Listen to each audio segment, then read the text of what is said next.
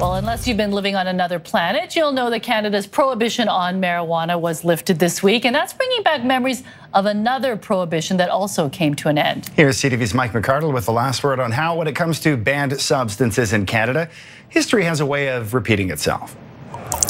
If this was a time machine, don't think of beer, think of marijuana. And think 100 years ago. Not marijuana, but beer was everywhere, 24 hours a day. And some people didn't like that. You can read that. Lips that touch liquor won't touch theirs. They wanted liquor outlawed. But men who could vote said no. Then the men went away to a war. And the women got their way. Beginning in World War I, you couldn't get a drink anywhere. Sort of. Publicly, heartbreaking to some, scenes like this were everywhere. Liquor down the drain. But privately, there was more liquor drunk, some say, than before Prohibition, including in the fanciest of clubs with the fanciest of people. All illegal. But there was another way of getting what you wanted.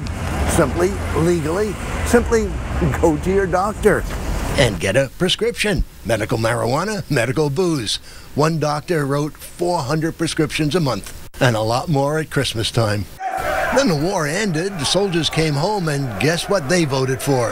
Yep, and they won, and Prohibition was over, and all the world, at least for those who like this world, was a happy place, and it created a new business, because Prohibition still was in the U.S., smuggling booze down there, big business.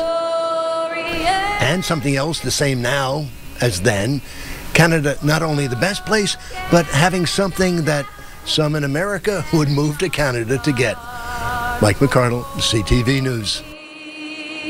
Who needs graphics? Mike McArdle doesn't. He can just write it down on a pen and paper. Quite the artiste. It's great.